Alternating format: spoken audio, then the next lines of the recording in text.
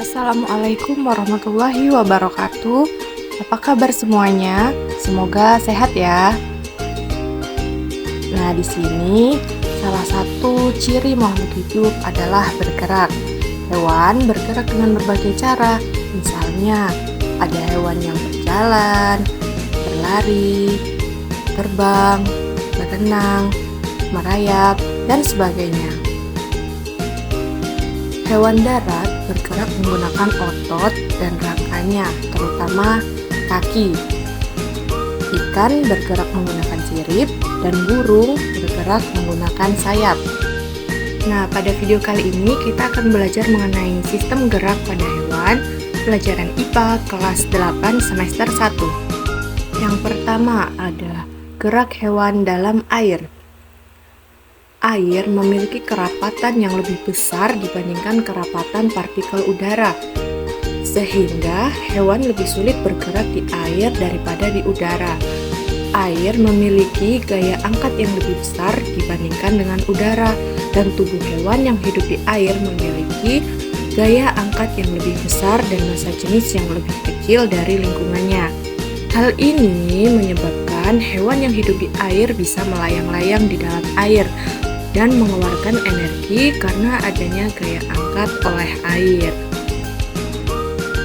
Salah satu bentuk tubuh yang paling banyak dimiliki oleh hewan air adalah bentuk torpedo. Bentuk tubuh ini memungkinkan tubuh meliuk dari sisi ke sisi dan mengurangi hambatan ketika bergerak di dalam air. Tubuh ikan dilengkapi dengan otot dan tulang belakang yang fleksibel untuk mendorong ikan dan sirip ikan di dalam air. Ikan juga memiliki sirip tambahan yang berfungsi untuk menjaga keseimbangan untuk mengatur gerakan naik turun ikan. Ikan memiliki gelembung renang yang dapat mengeluarkan gas. Gas ini biasanya berupa oksigen. Sebagian besar ikan menggunakan gerakan lateral pada tubuh dan sirip ekornya untuk menghasilkan gaya dorong ke depan. Ada juga yang bergerak menggunakan sirip pasangan dan sirip tengahnya. Ikan yang bergerak dengan menggunakan sirip pasangan dan sirip tengah cocok untuk hidup di terumbu karang, tapi ikan jenis ini tidak dapat secepat ikan yang bergerak menggunakan tubuh dan ekornya. Berbeda dengan ikan dan hewan yang hidup di dalam air, nyamuk dapat terapung di atas air karena memanfaatkan prinsip tegangan permukaan air.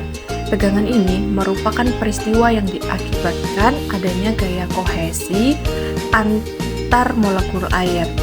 Selain itu, anggang-anggang juga memanfaatkan tegangan permukaan untuk dapat bergerak. Untuk yang kedua, ada gerak hewan di udara. Pasti pernah melihat burung yang terbang ya. Lalu bagaimana cara burung bisa terbang dan melawan gaya gravitasi bumi? Gravitasi adalah masalah utama yang dihadapi oleh hewan-hewan yang terbang di udara. Tubuh hewan-hewan tersebut harus memiliki gaya angkat yang lebih besar untuk mengimbangi gaya gravitasi, karena tidak mungkin tubuh hewan memiliki massa jenis yang mendekati massa jenis udara. Salah satu upaya untuk memperbesar gaya angkat adalah dengan menggunakan sayap. Prinsip yang sama diterapkan juga pada pesawat terbang. Sayap burung tersusun atas kerangka yang kuat dan ringan serta otot yang kuat. Sayap burung memiliki bentuk melengkung sehingga udara yang mengalir pada bagian atas sayap lebih cepat daripada bagian bawahnya. Ini akan menghasilkan gaya angkat dan gaya dorong yang efektif untuk pergerakan burung. Struktur sayap yang demikian disebut dengan airfoil. Saat sayap dikepakkan, sayap memberikan gaya aksi terhadap udara di bawah sayap, sehingga udara akan mengalir ke bawah sesuai dengan hukum 3 Newton. Ketika benda pertama memberikan gaya F aksi pada benda kedua, maka benda kedua akan memberikan gaya F reaksi pada benda pertama. Untuk yang selanjutnya atau yang ketiga, kita akan mempelajari tentang gerak hewan di darat. Yang ketiga, kita akan mempelajari gerak hewan di darat. Hewan yang hidup di darat memiliki otot dan tulang yang kuat. Hal tersebut diperlukan untuk mengatasi inersia atau kecenderungan tubuh untuk diam, dan untuk menyimpan energi pegas atau elastisitas untuk melakukan berbagai aktivitas. Bayangkan bagaimana kita berjalan. Seseorang mulai berjalan dengan menginjakkan kakinya ke lantai. Lantai kemudian memberikan gaya balik yang sama dan berlawanan arah dan gaya inilah yang menggerakkan orang untuk berjalan ke depan. Dengan cara yang sama, seekor burung yang terbang ke depan memberikan gaya pada udara dengan cara mengepakkan sayapnya ke belakang, tapi udara tersebut memberikan gaya balik burung ke depan. Gajah dan kerbau memiliki massa tubuh yang sangat besar. Akibatnya, untuk bergerak, gajah dan kerbau harus melawan inersia yang nilainya juga sangat besar. Namun, perbedaan struktur tulang serta kekuatan otot tulang gajah dan kerbau membuat gajah mampu melakukan gerakan yang lebih lincah daripada kerbau. Lain halnya dengan kuda, harimau, dan kijang. Ketiga hewan tersebut memiliki struktur rangka dan otot yang sangat kuat.